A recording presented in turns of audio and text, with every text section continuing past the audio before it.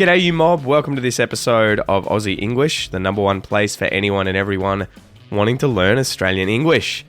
Today's a little Pete's 2 cents episode where I'm going to talk about 10 tips to boost your English using podcasts. Whether you're using this podcast or any other podcast, I sent out an email to my list yesterday, so a few days ago when you hear this episode, where I talked about my top 10 tips for working with podcasts to improve your English. And I thought I would sort of go through these one by one, chatting with you spontaneously in podcast format to try and flesh them out a bit, talk a bit more about them. And I also quite often talk to my students that I have private lessons with about this sort of stuff. So yeah, I'm quite passionate about it, and I've got a lot of little tips and tricks for you.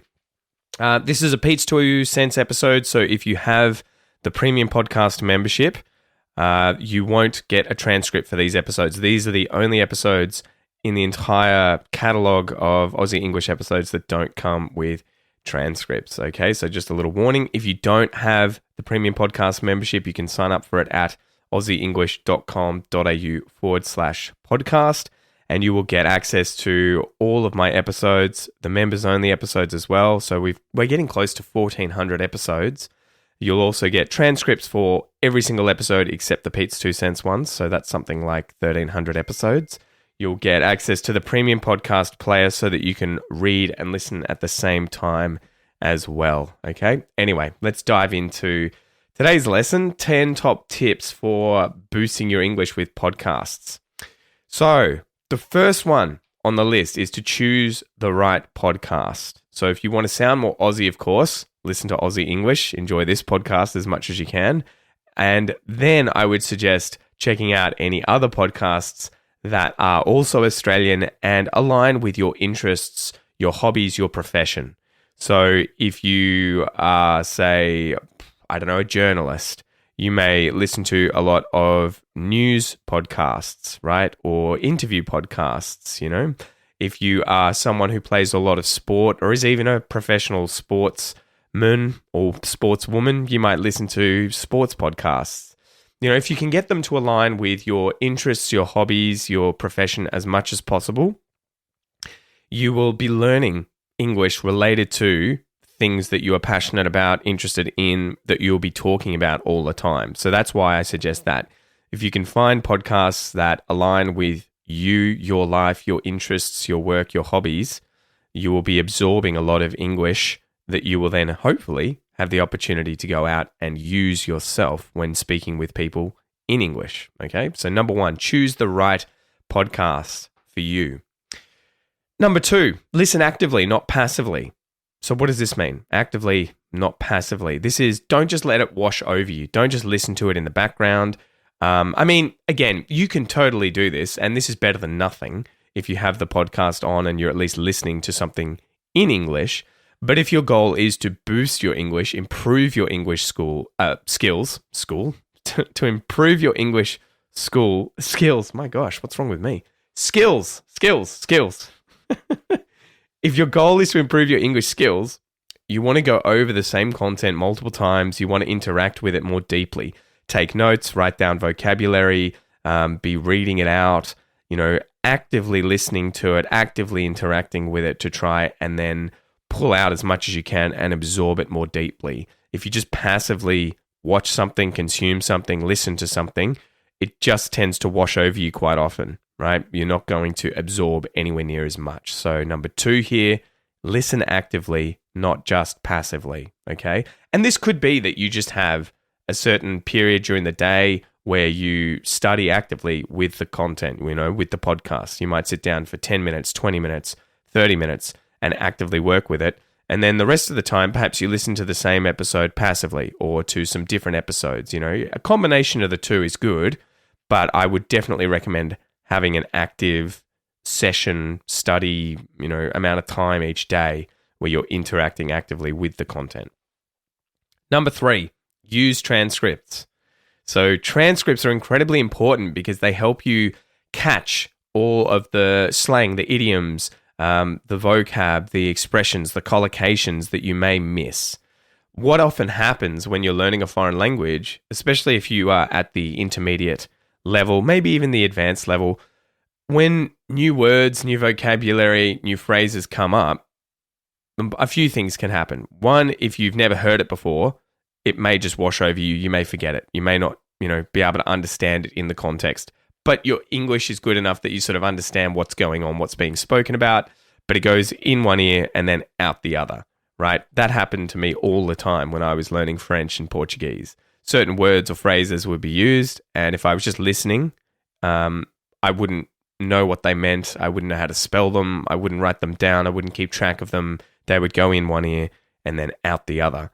So it's really important to use transcripts because you can obviously check that what you are hearing is what you either think it is, or also if you don't know what the thing is that you're hearing, you can check, oh, okay, that's the word, that's the phrase, that's the idiom. I'm going to look it up, try and understand what it means. I'll print out the transcript, I'll take notes on it, everything like that. So this works well with that active study to really allow you to read along and to not miss anything, to catch all of the new English that you didn't otherwise understand. Maybe to see grammar that you didn't quite get or understand clearly, although you may have understood the point. It really helps you dive a bit deeper and make sure that you're pulling out everything possible from the podcast. So number 3, use transcripts. I'm just going to get a drink because my voice is still kind of a bit hoarse, a bit raspy, a bit croaky after my cold. Number 4, to build vocabulary in context.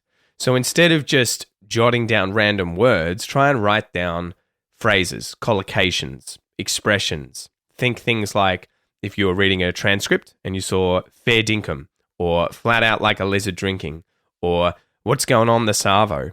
When I was studying French and Portuguese, a big part of what I did to try and build my fluency was focus not just on vocabulary, like individual words or individual phrases, but really it was kind of like focusing on collocations and the larger sentences and getting used to saying those together so that they would just come out spontaneously, fluently when I was speaking, right? So if you learn these larger kind of chunks of English and you practice them again and again and again, when you're speaking, they will more easily come out. You won't have to think about I need this word and then I need this grammatical feature and then I need this small little collocation with prepositions. You don't have to kind of think as much. It just spontaneously comes out.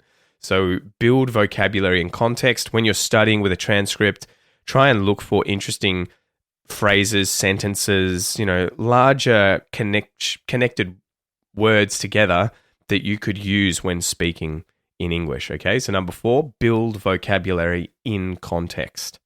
Number 5, practice pronunciation with shadowing. So pronunciation is probably one of the most important things that I work on with my students who get private lessons. It tends to be very important for them. And again, I feel like this topic quite often gets stigmatized or strawmanned, where people will say pronunciation isn't that important because, most people can never end up sounding 100% like a native speaker. And it's like, yeah, but that's a zero-sum kind of comparison, right? It's a false dichotomy. You don't have to have either good pronunciation, which is exactly like a native speaker, or really bad pronunciation. It's a spectrum. And hopefully most people are trying to push towards the native level pronunciation, of their target language or dialect. That doesn't mean, though, that they should be disappointed if they never reach native-like pronunciation. The goal is to be able to communicate clearly and effectively and make your life easier, So a lot of my students, it's usually they want to improve their pronunciation so that when they're at work, when they're at university, when they're, dating people, they've got a boyfriend or girlfriend, communication is easier. So it's not for the sake of pronunciation in and of itself and needing to sound exactly like an Aussie native. It's, I want to be able to communicate more effectively and be understood clearly. Okay, so number 5, practice pronunciation with shadowing. So you can copy the rhythm, the intonation, and try and get that Aussie pronunciation twang, our accent down. Kind of like doing karaoke, right? But you're doing it for your English. You're listening along to a podcast. What I usually do is keep an ear out for different phrases, collocations, things that I want to say, things that I want to focus on the pronunciation of, and I will listen for when people say them and then I'll just repeat those things specifically, as opposed to, say, shadowing an episode from start to finish. So I would pick more sections or words or phrases that I'm having trouble with, and I would say rewind and go over them multiple times and really focus in on the pronunciation of those things, especially when it comes to connected speech or reductions and everything. And doing this will really help with intonation and rhythm and stress, right? So keeping an ear out for how is the pitch rising and falling during the sentence? Where is the intonation going up and down? Which words are being stressed or left reduced, not being stressed, so that you can get the rhythm down. Even if you just think about those things and not necessarily sit there shadowing for, hours and hours, it's just going to help your ear, one, get used to how English sounds and hopefully understand people more clearly. But two, hopefully when you go and try and produce those sentences and say them, you'll copy it to some degree and it'll sound more natural and be easier to native speakers to be understood, right? Okay, so number 5, practice pronunciation with shadowing. Number 6, mix intensive and extensive listening. So some days you can go deep and study a short clip again and again and again. And I quite often suggest this to my students where it's much better to do less more frequently, if that makes sense. And when I say less, I mean study a shorter amount of content. It could be a TV show, a podcast, it could be part of an audio book, it could be a YouTube video. If you have, say, 5 minutes of a resource that you are trying to study, it's much better to have that 5 minutes and repeat it, say, 5-10 times than watch a single clip that is an hour long, if that makes sense, in my opinion.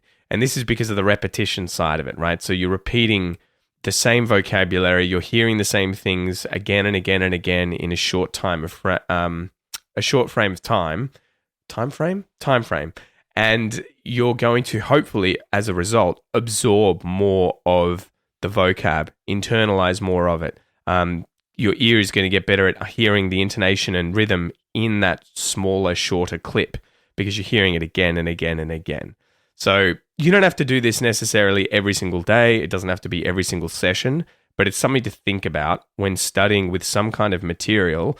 Quite often, less can be more in the sense of having less that you're focused on studying at a time, but studying it repeatedly, as opposed to studying a heap of something all at once, So like if you're reading a book, reading one page multiple times, as opposed to just reading the book from start to finish, that would be more effective, I think, in terms of learning English, okay? So number 6, mix intensive and extensive listening.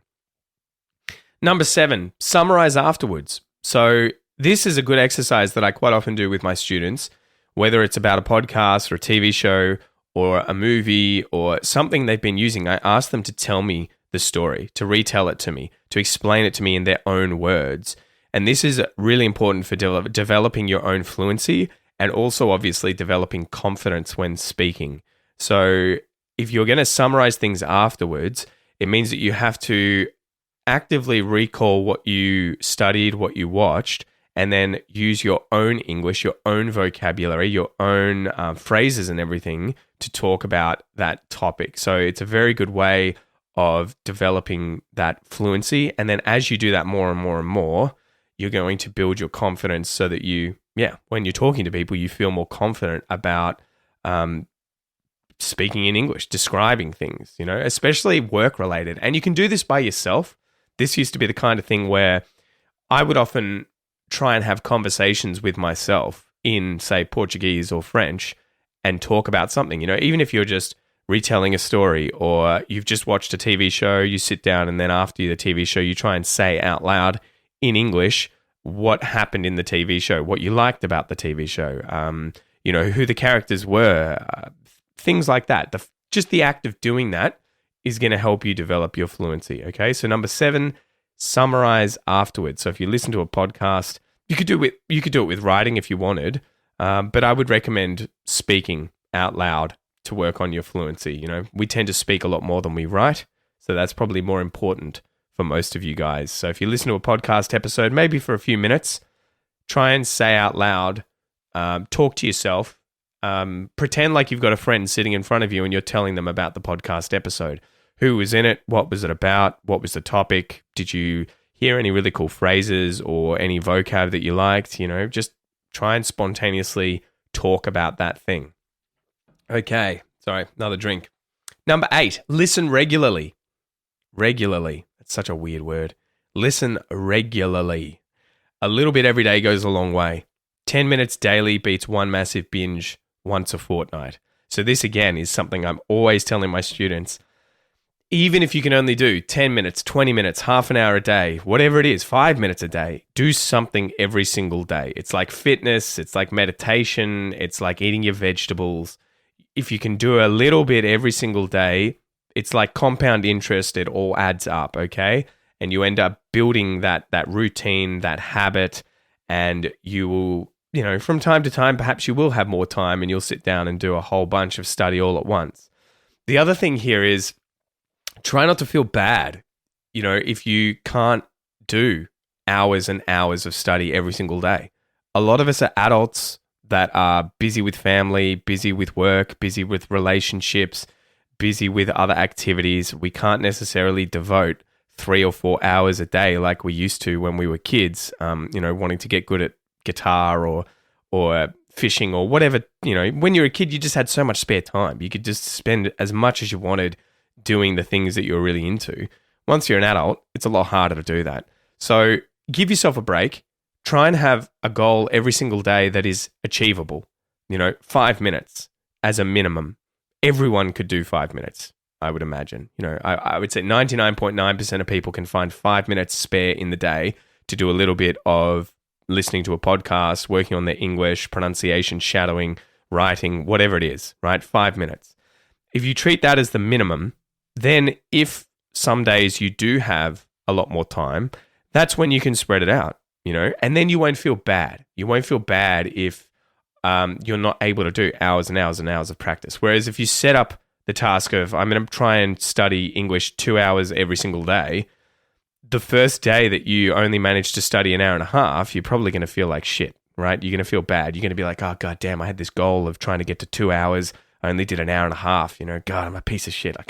I'm such a horrible human. Don't think like that.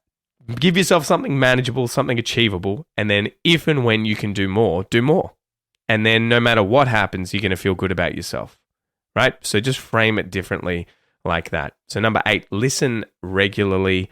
A little bit goes a long way every single day. And try and, give yourself a break. It's not easy. Learning a language is one of the hardest things that you can do. And being an adult is also probably one of the hardest things that you can do, especially when it comes to time management. All right, number 9, interact with the content. Interact with the content. Answer questions, leave a comment, or even chat about the episode with someone. Don't just be a listener, get involved. So again, I guess this kind of, it sort of ties in with number 7 of summarize afterwards, where it's like actively engage with the content. And this can be something that you do privately. So you could pretend to be answering questions or leaving a comment or chatting about it with a friend by yourself in your room. Again, the basic idea being that you're engaging with the content, you are interacting with it, you are thinking about it, you are using it. And hopefully that will help you develop your own fluency and confidence with the language. So it's going to look different depending on what the content is, and maybe you get on, you get on Reddit, you get on some forums, you get on Facebook and you post about the episode. Or if it's a TV show or a movie, you might post about that and say, I've watched this, what do you think? There's certain subreddits on the Reddit website where people will talk about movies or TV shows or podcast episodes. So again, get on some website like that if and when you have time and try and engage with the content. That's what I would do. If I was watching, say, a TV series in Portuguese, I would probably try and find a Reddit sub forum and find where they're talking about this and then share my opinions, write about my opinions of it, discuss it with other people, comment on other commenters and what they've said, interact with the content. Okay, so number 9, interact with the content. Number 10, the last one here, guys, try and track your progress. Try and keep track of what you're doing, what you're achieving, whether that's thinking about how much time you're studying each day and having a journal or a diary, keeping track of every single day that you are doing, this homework, this study, and that'll help you kind of hopefully stay on track. But also try and think about your level. Perhaps every now and then you can write a little journal entry in your own words, and then you can go back in the future, you can go back to previous entries and have a look at the level of English you were using.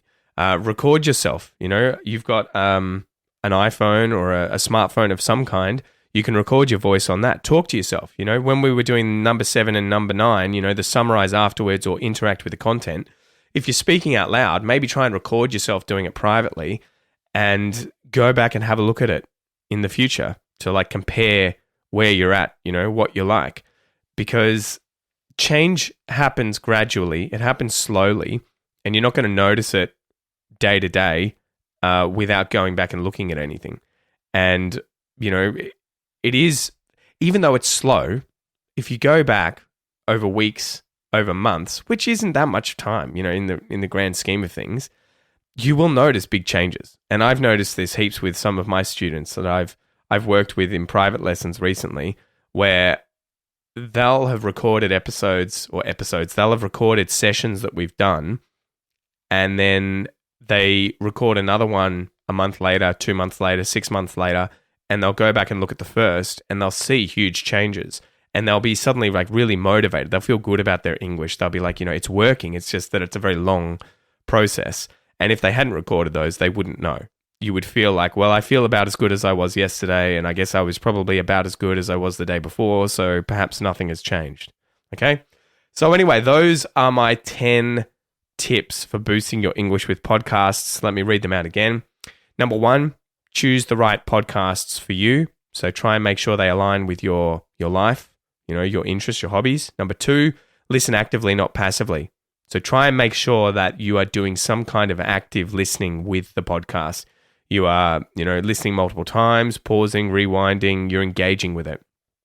Number 3, use transcripts. Try and read what you're hearing so that you can double check what you think you hear is actually what's being said, but also you can see, slang, phrases, idioms, vocab, all that sort of stuff. Take notes. Number 4, build vocab in context. So try and learn more than just individual vocabulary. Try and learn phrases, collocations, expressions, entire sentences, and things that you would say in your daily life. Number 5, practice pronouncing the words and phrases with shadowing. Okay, so practice pronunciation with shadowing. You could do this with individual phrases or words as you listen to a podcast, or you could try and shadow the entire thing from start to finish. And nowadays with podcasts, you can slow them down, speed them up. You can play around with that stuff too, which would make it easier. Number 6, mix intensive and extensive listening.